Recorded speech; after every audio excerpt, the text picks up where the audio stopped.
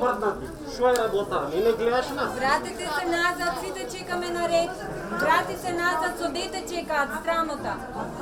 Хаос, турканици и нетрпение пред просториите на МВР. Граѓаните и денеска со часови чекаат во редици за да извадат лични документи во закажаните термини. Редот е од паркингот до скалите, а граѓаните препотени чекаат да стасаат до некој од кабините за сликање. Стотици граѓани и денеска ги преплавуваат институциите чекајќи ред да извадат документ. Иако се суди според денешната слика, граѓаните да можат и еден преку друг би се прекачувале само за побрзо да завршат работа. Високите температури само ја зголемија нервозата.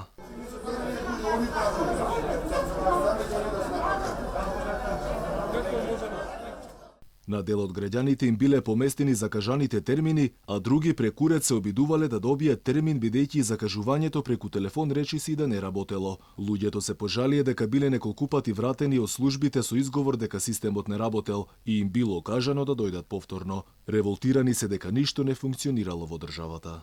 Никако катастрофа не видена, неорганизирана. Нити за лична карта, нити за пасош, нити за возачка дозвола, се пушта преку ред. Си доаѓат кој како си има договорено, ајде преку 100 души. Ове сите што ја гледат овде чекат 7-7,5 јасно.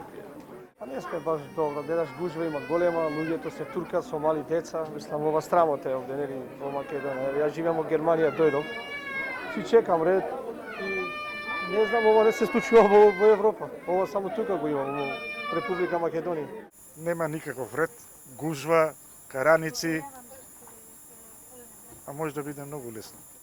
Од МВР признаваа дека проблем имало и покрај хаотичната слика на терен, вела дека сега системот функционирал. Вчера во одреден период имаше поголем број на граѓани поради тоа што за фотографирање за пасош, покрај редовно закажаните термини дојдоа и граѓани кои имаа закажано термин за сликање во минатиот четврток и петок, денови кога службите не работеа поради надградба на системот. Од вчера тој функционира и сите граѓани ќе ја добијат соодветната услуга.